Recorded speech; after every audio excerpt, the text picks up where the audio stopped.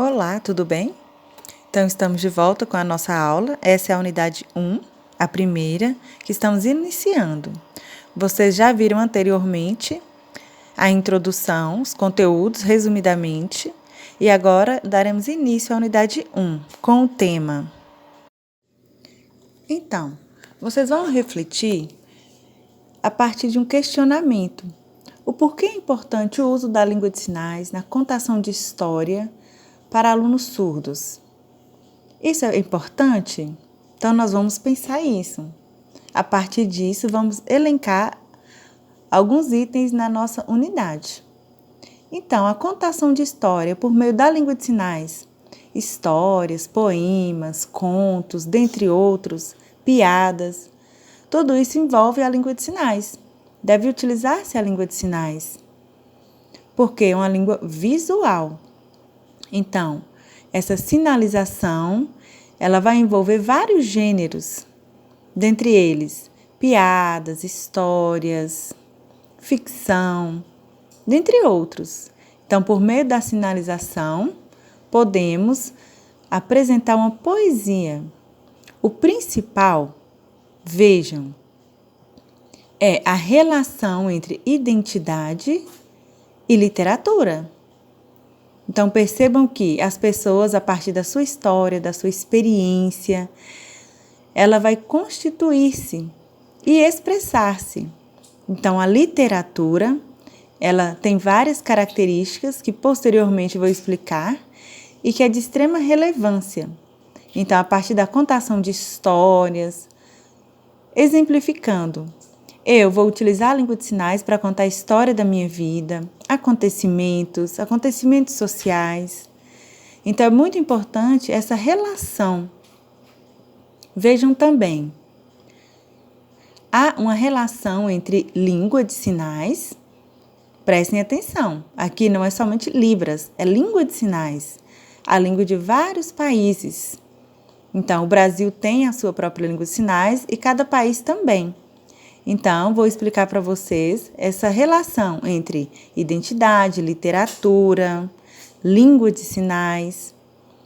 Eu sou brasileiro, eu tenho uma identidade, uma experiência, uma história. E eu tenho a minha língua, a língua de sinais. Assim como a língua ela está vinculada à identidade, à literatura, a partir desses 3 itens eu consigo me expressar. Então, tem aqui uma língua, uma identidade, a partir das experiências no decorrer de uma vida. Então, eu consigo contar, expor as minhas experiências a partir dessa literatura. Então, percebam que a literatura está atrelada à identidade e à língua de sinais. Há um forte vínculo. Vejam. Então, nós devemos pensar que faltam materiais, e há uma necessidade de criação de DVDs, materiais impressos, recursos diversos para o ensino desses alunos. Isso é necessário, nós temos que pensar nisso, é muito importante. Então, neste momento, é muito importante que pensemos na literatura como aspecto fundamental para a vida do sujeito surdo e a língua de sinais. Então, a sinalização, ela faz parte das nossas vidas. Então, nós vemos aí pessoas se relacionando por meio da língua de sinais, contando histórias, piadas, demonstrando seu estado de espírito, trocando experiências. Vejam, então, o que nós devemos aprender a respeito da literatura? O que a literatura nos ensina? Então, conteúdos, histórias, piadas, dentre outros, isso tudo faz parte da literatura. Então, vocês anteriormente estudaram literatura surda, tiveram essa disciplina. Outro ponto, conhecimento da nossa cultura. Então, vocês vão conhecer histórias que trazem conhecimentos, por exemplo, a história de Chapeuzinho Vermelho. Essa história, ela traz uma narrativa sobre o lobo mau e traz alguns conhecimentos, aos ensinamentos ali por meio dessa aula de literatura, em qualquer idade. Então, a literatura, ela nos proporciona uma retomada de conhecimentos e a língua de sinais nos dá esse embasamento por meio do aspecto visual. Quanto à linguagem utilizada na contação de histórias, nos traz muitas informações. Temos também aqui a estrutura das histórias. Vejam que aqui há vários elementos que encontram-se vinculados à literatura. Há aqui também a participação nas histórias, comunidades de surdos, o contato entre essas pessoas surdas e, com isso, a aquisição. A contação de história. Então, se perceber e expressar a história naturalmente, normalmente. Então, isso é proporcionado por meio da literatura. Então, por meio da contação de história, você pode apresentar os seus problemas, aspectos da sua vida, piada, trazer um ritmo, dentre outros aspectos. Temos aqui a estrutura das histórias. Então, todos esses elementos, eles são muito importantes, porque são formas de expressão. Então, aqui nós temos algumas caracterizações. Então, quando nós falamos de piadas, histórias, quer sejam verdadeiras ou não, há conhecimentos intrínsecos ali. Então, todos esses itens, vejam, ok? Então, com relação à contação de história, por que é importante contar história? Expressar, conversar. Então, a literatura surda, ela envolve a sinalização. E aqui nós temos alguns motivos para a literatura surda. Motivos que estão implícitos: entreter, divertir. Então, essas experiências que podem ser contadas por meio da literatura, isso é importante. Temos aqui também, não é somente orientar, educar, mas é um relacionamento. Tudo isso está embutido na literatura. Esses aspectos que estão subentendidos.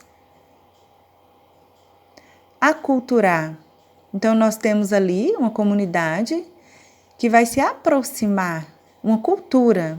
Então, ali há experiências que serão percebidas, que são inerentes a essa cultura, onde as pessoas vão mostrar suas especificidades. Então, ali você vai perceber que há uma língua e essa língua auxilia no processo de desenvolvimento e ainda valoriza essa língua por ser utilizada.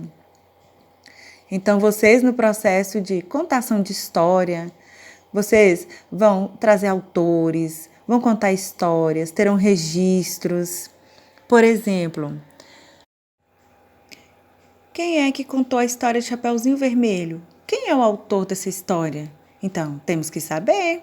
Então, é a partir da contação, da sinalização de histórias é que há esses registros. Por exemplo, pode-se utilizar o YouTube para registrar.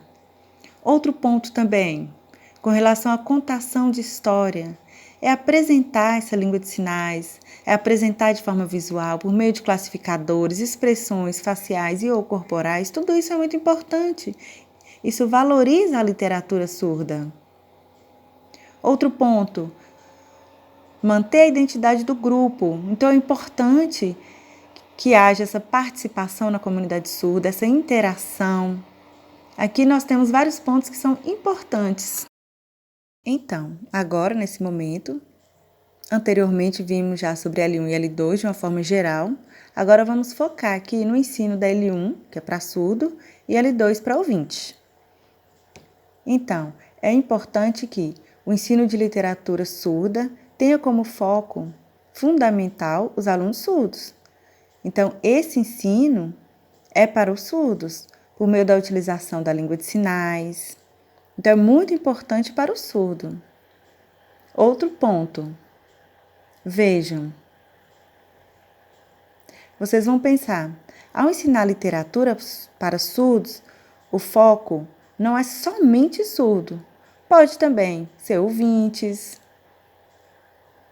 Então, pensemos aí em uma literatura que ensina de forma geral para surdos, por meio da língua de sinais, que vai trabalhar com identidade, mas há também outros caminhos, que é o ensino da literatura de uma forma mais aberta para outras pessoas, por meio de experiências e identidades diversas.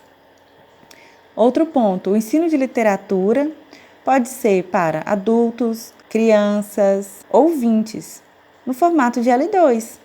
Então, se temos adultos, ouvintes que vão aprender, é por meio do ensino da L2. Então, vai perceber ali, a partir de práticas, a língua de sinais, treinos, e assim conseguirá expressar, interagir com o surdo. Então, o surdo ele vai sinalizar e esse ouvinte pode também treinar, praticar a tradução. Então, há ali uma cultura e uma identidade envolvida. Esse detalhe também é importante. Vejam, há também o sujeito coda, que os pais são surdos e o filho é ouvinte, e ele adquire essa língua, então ele é bilíngue, e ele já cresce com essa experiência da surdez, vivendo em contato com surdos e ouvintes. Então, ele vai ter vários registros dessas convivências. Então, se anteriormente faltavam registros, por meio dessa contação de histórias, pode-se armazenar registros, ampliar essas informações por meio de estratégias tecnológicas, YouTube, dentre outros. Então, essa contação, a literatura surda vai propiciar a utilização da língua de sinais, a percepção desse sujeito. Isso é muito relevante. O ensino de literatura surda para alunos como L2. Então, não há escolas específicas para isso. É um problema esse ensino da L2, por não haver essa escola. E quantas crianças têm interesse em participar e interagir com surdos? São várias. Então, aqui nós temos a identidade surda, a sensação de você ser você mesmo e não outro. Então, são aspectos internalizados. Há também as identidades pessoais, identidades sociais, identidades linguísticas. Então, o uso de determinada língua. Nós vamos focar aqui nesses 3 aspectos. Então, primeiro, identidades pessoais, que é aquela internalizada. O eu, as minhas experiências, o meu jeito, a minha bagagem. Tudo que eu consegui por meio das minhas relações, dos meus contatos. Então, quem sou eu? Primeiramente, sou surdo. Então, cada um tem a sua identidade surda. Segundo, a nacionalidade, brasileiro? Então, eu sou surdo, brasileiro, tenho as minhas experiências, a minha cultura. Por meio de viagens, adquiri conhecimentos. Então, alemão, você é alemão? Então, a pessoa, ela pode ser alemã, ter experiências culturais, trocar essas experiências com o outro. Então, cada um tem a cultura relacionada ao seu espaço. Por isso, há uma diversidade cultural. Temos aqui o inglês, o americano, cada um com sua nacionalidade. Outro ponto, regional. Percebam, de qual região eu sou? Porque essas regiões são todas diferentes, cada uma propicia uma identidade diferente. Há uma pluralidade de identidade. Então, a partir das minhas experiências, o lugar que nasci, em São Paulo, Rio Grande do Sul, Minas, o Norte. Então, cada um vai me propiciar experiências e percepções diferentes. Então, eu posso ser gaúcho, nordestino, carioca. Então, cada um tem as experiências a partir da sua região.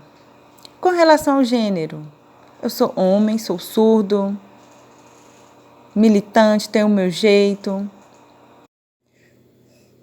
Há também o gênero feminino, com seu próprio jeito, suas características, suas formas de militância e outros.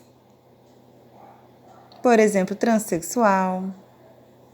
Então, cada um tem o seu jeito. Há aqueles que sofrem modificações, homossexual, cada um com sua experiência, lésbica. Formações de identidade a partir das experiências. Então, eu posso ser surdo, brasileiro, do Rio Grande do Sul. Então, cada uma dessas características constitui a identidade. Vejam, é a minha identidade. A identidade, ela é diversificada. Outro aspecto. Vou exemplificar aqui o 5º ponto. Temos aqui a herança familiar. Um exemplo. Eu sou surdo, tenho identidade, nasci no Japão, me mudei para o Brasil, contudo a minha família, a cultura e identidade que eu posso passar adiante por meio da literatura. Então, por exemplo, se eu sou do sul e vou para o norte, eu também tenho essa característica. Se os meus pais são negros, então isso tudo é aspecto identitário que está relacionado à herança familiar. Outro aspecto, a idade. Quer seja jovem, adolescente, adulto ou idoso, qualquer faixa etária, há contação de história. Então aqui eu posso falar dos entretenimentos, posso contar também as experiências vividas, a trajetória vivida, a partir de um contexto que me proporciona a idade. Então, cada um tem sua experiência, os alunos têm também. Então, se eu tenho um aluno, por exemplo, ele é da Bahia, Salvador, ele tem a influência, carnaval, a música. Então, há várias influências culturais ali. Então, eu sou do Sul. A minha mãe é do Sul, então eu nasci ali. Então, nós temos toda uma bagagem daquele local. Eu cresci assim. Então, o meu jeito, a minha identidade é influenciado. Ficou claro? Há também a identidade linguística, social e cultural, que explicarei para vocês. A cultural está vinculada às experiências, à região, folclore. Temos aqui a linguística, que está relacionada à língua de sinais, ao processo de sinalização individual de cada faixa etária, que vai variar de indivíduo para indivíduo. Então, essa sinalização, essa forma de expressar. Nós temos aqui também a língua escrita, que é um registro, ou a língua falada. Pode ser por meio de gravações, escrita de sinais. Então, há várias estratégias, há várias formas de se escrever. A escrita formal, a escrita informal, assim como a sinalização, há a formal e a informal. No decorrer da conversação, assim como a entonação, a língua de sinais tem também essas características. Outro ponto, pertencer a uma comunidade surda, por exemplo, a igreja, a associação, a escola. Então, espaços de encontro, de conversação, onde troca-se histórias, conta-se piadas, dentre outros. Então, tudo isso está envolvido. Há uma sinalização, há um espaço de sinalização. Na igreja, na balada, conversando com os amigos. Então, há vários espaços onde há diferentes experiências. Então, a língua de sinais, ela vai se transformando ali nesses espaços, vai se modificando. Então, em casa, uma conversação formal? Não, é informal, mais descontraída. E no ambiente de trabalho? É mais formal, não é? Então, vai depender do espaço em que está tendo essa conversa, esse contato. O aspecto cultural, então, ao mundo dos surdos, as experiências visuais, a percepção visual, a contação de história por meio do aspecto visual, onde há o encontro entre surdos e a interação. Então, essas pessoas, elas têm experiências que trocam entre si. Então, há ali sentimentos, emoções envolvidos, sofrimentos, tudo isso que eles passaram no decorrer da história. Então, são experiências que são trocadas. Então, há o conhecimento de mundo, as experiências. Então, há o autor, Bá, que fala sobre isso. Então, é importante essa leitura, a importância dessa interação entre surdos. Então, é interessante que vocês conheçam essas experiências. Por exemplo, quando falamos em Chapeuzinho Vermelho, Os Três Porquinhos. Então, há um contexto, vocês conseguem entender. Então, vocês devem saber que você é surdo e que outras pessoas não. Então, o que é essa diferença? Há surdos que não têm uma identidade. Há um outro jeito, uma outra forma. Então, é necessário esse vínculo com a comunidade surda. Então, na cultura surda, há a sinalização, não há perda auditiva. Então, é necessário perceber que o surdo, por meio da sinalização, ele consegue identificar o surdo e o ouvinte. É a forma de cada um, o jeito de cada um, a forma de cada um se expressar. O surdo e o ouvinte têm formas diferentes de sinalizar.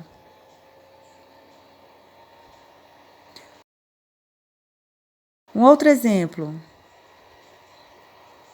Há várias escolas que, com a corrente oralista, proibiu a utilização da língua de sinais. Então, em segredo, às escondidas, as crianças utilizavam a língua de sinais.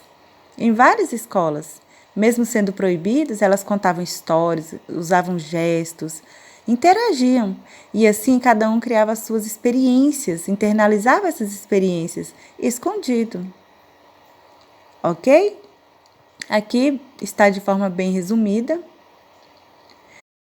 os principais tipos de histórias que os professores contam relacionadas à literatura. Vejam.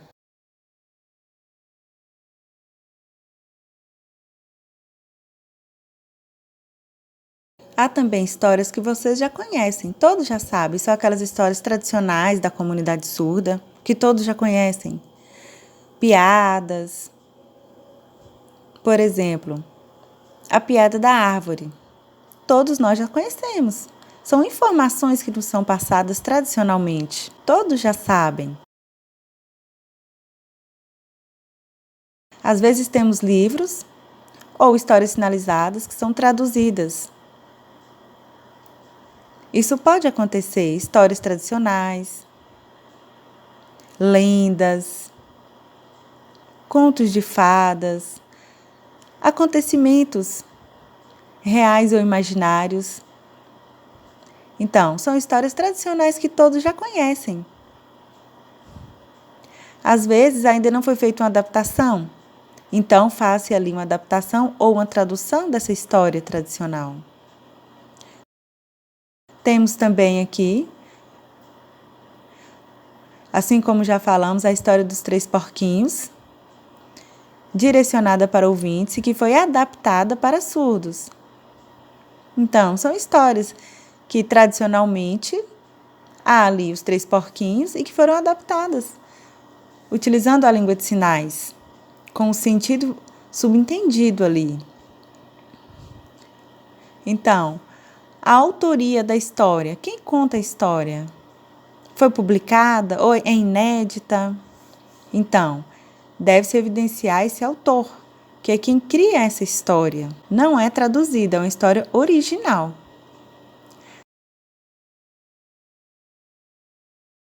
Há também narrativas de experiências pessoais, onde as pessoas contam, utilizam a literatura para contar a sua história, a sua experiência.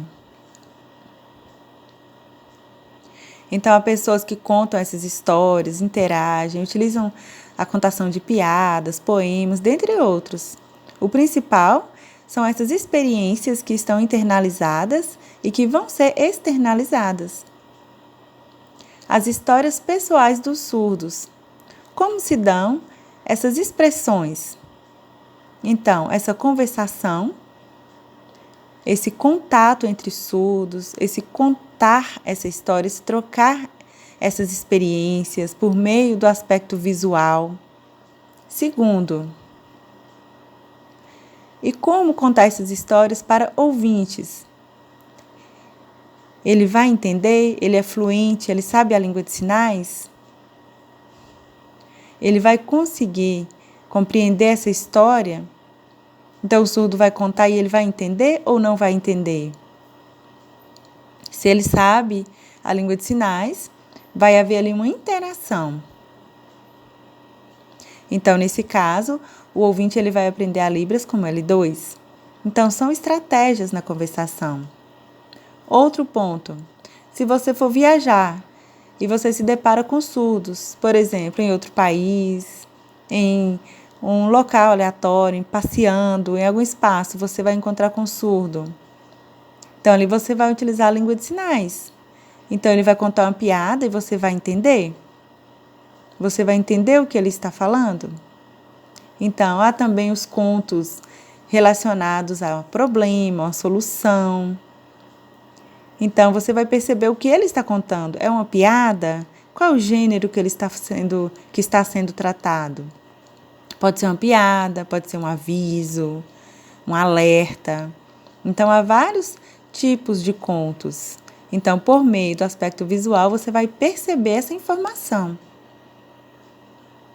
Há também contos de sucessos, conquistas. Então, há uma forma de expressar esses tipos de contos, acontecimentos. Então, ele vai explicar as suas vivências ali. São vários fatos que podem ser contados. Há também os divertidos, engraçados.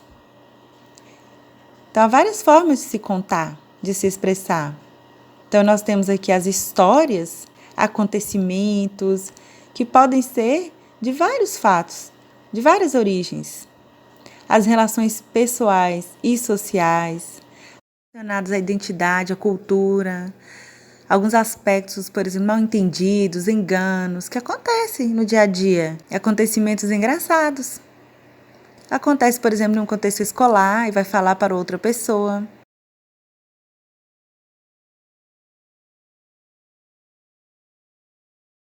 Falhas na comunicação, enganos, isso tudo acontece. Acontece entre surdos e talvez seja entendido ou não, talvez o ouvinte entenda essa situação ou não. Então, essas falhas na comunicação entre surdos e ouvintes, isso pode ser contado, isso foi percebido ou não, e como se deu essa percepção. Então, no decorrer dessa sinalização, então, surgiu ali um fato engraçado. Então, é uma troca. Então, assim como ocorre entre surdos, pode acontecer também com surdos e ouvintes. E isso é uma troca. Em um momento da conversação, isso pode acontecer. Um atraso no entendimento, a necessidade de explicar novamente. Então, essa forma, o jeito de cada um, que está vinculado à cultura de cada um. Então, isso está tudo interligado. Isso é normal em uma conversação. Histórias sinalizadas em sala de aula. Como se dão essas histórias? Então, para ensinar a língua de sinais para as crianças, por meio da literatura, para estimular essas crianças, tendo em vista a diversidade, as diferenças de cada uma, as experiências de cada um. É necessário esse estímulo. Essas crianças devem perceber, sentir-se estimuladas a refletir, criar, desenvolver o seu próprio jeito de sinalizar, utilizando essa língua. Estimular a imaginação. É necessário também contar acontecimentos, fatos, histórias, porque de forma subentendida vai haver ali orientações, alertas, informações. Isso tudo por meio da língua de sinais. Isso é de extrema relevância para que essa criança ela possa começar a refletir. Para envolver também com assuntos interessantes, acontecimentos, no contexto escolar ou em outros, a partir de cada um. Ensinar as crianças a língua de sinais, isso é necessário. Percebam que em sala de aula esse é o objetivo. Aqui nós temos alguns itens relacionados à importância e valor da língua de sinais, que está atrelado à literatura. Então, qual o objetivo dessa metodologia de ensino? Por que ensinar as crianças a língua de sinais? É necessário também ensinar por meio da literatura e a literatura. Vejam, então você vai perceber que surdas, elas têm uma forma de expressar, utilizando a música, contando história, dentre outros. Então ela vai servir de modelo para os outros surdos, para as crianças surdas. Então, a partir dessas formas de expressão, a criança surda ela vai adquirir essa língua e as informações. Vai haver esse processo, isso é muito importante. Então, ela vai adquirir a sua língua, a língua de sinais. É necessário também mostrar ali, por meio da sinalização, felicidade, sucesso, amizade, forma de aprendizagem, tudo por meio da língua de sinais. É preciso falar sobre lutas, sobre os movimentos, tudo isso que está subentendido. É necessário que haja essa compreensão sobre as capacidades, as aprendizagens, tudo isso é importante que seja falado por meio da língua de sinais. Com relação à escrita, é necessário que se mostre o caminho por meio da valorização da literatura e a importância da comunicação com pessoas ouvintes. É necessário estimular essa comunicação. Aqui nós temos alguns pontos importantes. Agora, com relação aos materiais que serão utilizados. Quais materiais são necessários? Por exemplo, vídeos, filmes. O que eu apresentarei na aula para que os alunos possam compreender? Eu posso apresentar um filme e perguntar o que eles entenderam. Então, por meio da língua de sinais. Então, os vídeos, os filmes são registros que eu posso utilizar, que fazem parte das experiências e da literatura. Então, a partir deles eu posso mostrar a questão da identidade, dentre outros. Então, com o público infantil é muito adequado utilizar, porque eles se interessam muito por desenhos, por contação de histórias, eles ficam bem animados com esse diálogo. Então, vão abrir a mente deles nesse sentido. Então, se não há materiais para o processo de ensino, o que fazer? Então, eu tenho hoje algumas estratégias, YouTube, vídeos, eu posso pesquisar no Google alguns materiais. Então, o foco é que seja prioritariamente em língua de sinais, que essa aula utilize materiais em língua de sinais. Na disciplina de literatura surda, nós já conhecemos vários materiais, várias obras relacionadas que tratam sobre a língua de sinais, a escrita de sinais, o português. Então, nós temos obras ali que pode-se utilizar, temos também DVDs. As crianças vão se interessar pela língua de sinais a partir desses materiais. Então, esses materiais vão auxiliar a desenvolver o bilinguismo. Quais as opções hoje em dia para a literatura e o ensino de línguas? Então, como fazer com que essas crianças elas se interessem por outras línguas? Então, é necessário, sim, que elas aprendam a língua brasileira de sinais e assim como outras línguas diferentes, de forma a perceber as diversidades, as experiências. Por exemplo, nós temos a história de Chapeuzinho Vermelho, temos em Libras, em língua de sinais americana. Percebam que são línguas diferentes, mas a história é similar. Então, vão fazer com que essas crianças reflitam acerca disso e entendam essas diferenças. Isso é muito importante, essa utilização de materiais. Então, os recursos precisam ser adequados. Vejam.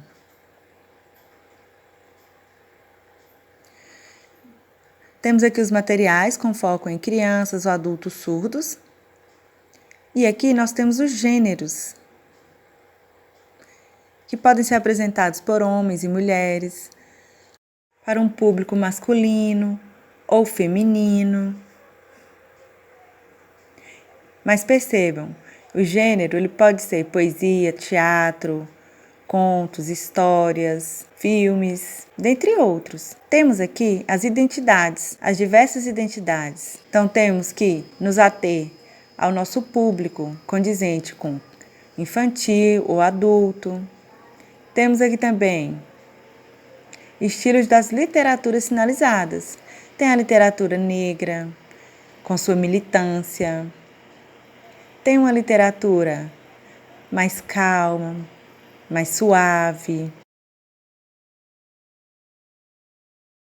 melancólica. Temos vários tipos, vários temas, ok? Então, lembrem-se que os gêneros literários são vários. Temos aqui a ficção,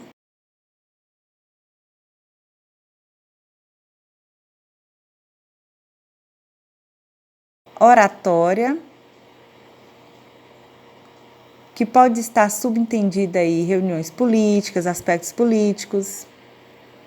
Temos a autobiografia,